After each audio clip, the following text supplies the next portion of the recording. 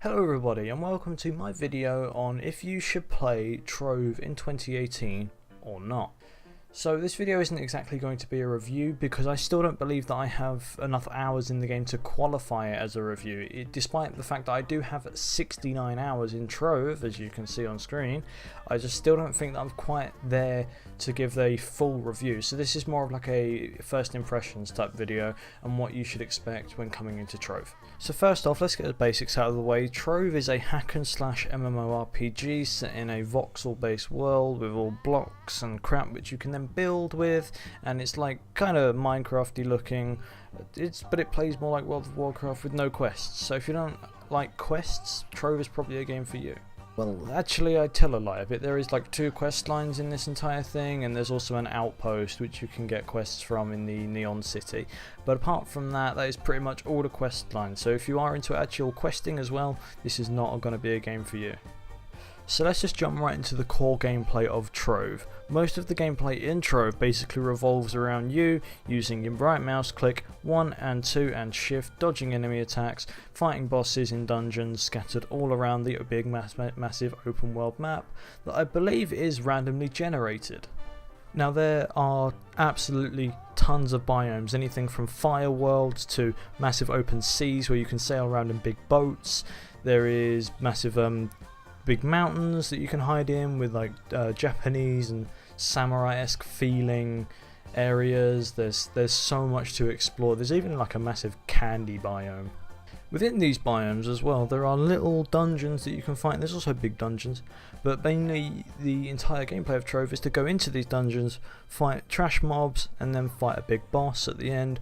Or this is like this other one with Cursed Skulls, it's called, which is like a little tome that you can activate, which will then throw tons of trash mobs at you in waves, or it will just be a storm of mobs.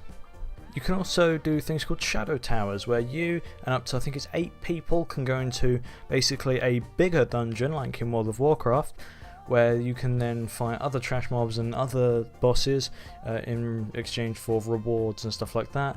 It is currently, as of recording this, a Monday, which means it is a Shadow Towers day, so any rewards you do get is double, and then if you're a Patreon, that is also triple rewards, because this game does have a patron system which you can use to get double rewards, faster mining times, things like that. It's fine. So let's move on to grind. Now this game has got the grindiest system I've ever seen. Well, minus RuneScape, because RuneScape has the worst grind ever. But this game, it's not great. However, it is cut in half severely if you're with other people. So say if you are grinding for some shapestone so that you can craft your rings, which you need to craft 50 rings in order to get the next level of rings. But say you're grinding for the rings and you're getting the shapestone with a buddy. If your friend mines 1 shapestone, you will also get that shapestone, and you'll both gain 1 shapestone. It doesn't split, you both just get it, which is a really good system. Personally, I quite like that. If you're killing mobs, you will gain all the XP from that mob death. It will not be split between you, which I like. It's very good. So Trove is very enjoyable because of this, and it often pushes you towards playing with friends, which I have no problems with. The game is great because of it. So as you can see from the footage on the screen, there's also things called cornerstones, which are basically your home base, where you build them up, and then every time you see a cornerstone you can place it down, and that is basically your bed or save point. So if you die, you will go back to there, and then you can re-get your potions, your crafting, things like that. You can redo everything, and that is going to be your main home. So moving on into crafting, what I've worked out is that there is 3 areas to crafting, that being gem crafting, dragon crafting, and general crafting. Now the general crafting is things like your shapestone, your bits of ore, bits of things like that. You're going to be using that to craft general items to upgrade your weapons. You know, the things that matter to you and will level up your character to the best of your ability. The next one that you have is dragon crafting. Now dragon crafting is your dragon crafting. It's basically how you get your mounts for your dragons.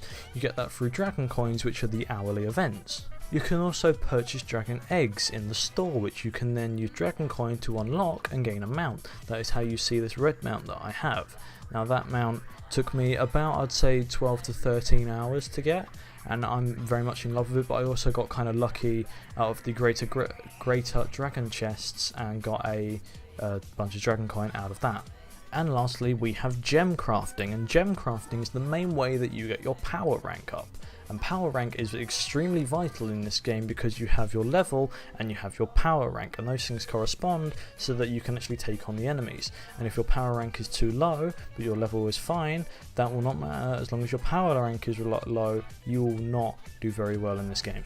Okay, so now we'll be moving on into the hub world. Now the hub world is where you're going to be spawning in every time you go into the game.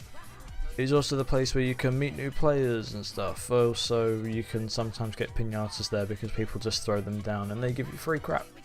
Oh, and PvP can also be found here, as well as other people's club worlds which you can visit. And club worlds are basically where your guild is. So the last two places I'm going to cover is the marketplace and the store.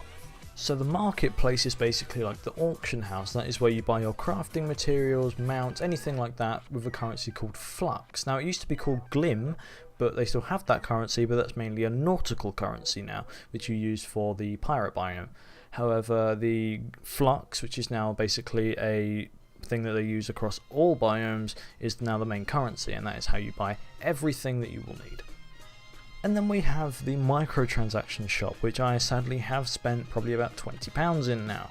I very much enjoy the game, so I do want to support the development of it and keep the servers alive, and there's nothing wrong with that really in my eyes. So with this shop, you could argue that the game is a little bit pay to win. However, in my personal opinion, it's not. I haven't noticed anything that would give a major difference, except possibly the wings that you can buy, which are a thing up over the regular wings, because they just make you fly further if you haven't got a mount with wings on them. Also, this is where you get your patron, which in my opinion is actually really well priced for what it is. I mean, it's really cheap. It's £6 for a month. Well, like, where else can you get that? That's like paying for a WoW subscription. It's £6 every month instead of, you know, a tenner. There's nothing wrong with that. That's a really good deal. So this Patreon will also give you better rewards over non-paying players, so things like XP boosts or faster mining, things like that I said earlier. So that is it for Trove today. I personally think the game is worth playing. I mean, I picked it up, what, 6 days ago, and I've already dropped money in it. I really enjoy the game, and if you enjoy grinding, which may sound odd, but if you enjoy things like Black Desert or something like that, this game has got really fluent mechanics, really good community, and great people around it. I've been on the Trove Wikia Discord, so if you want to drop by on that, I've been on there. There's some really good people on there, so if you also want to learn about Trove, just hop on that Discord, there'll be a link below, and you can go say hello.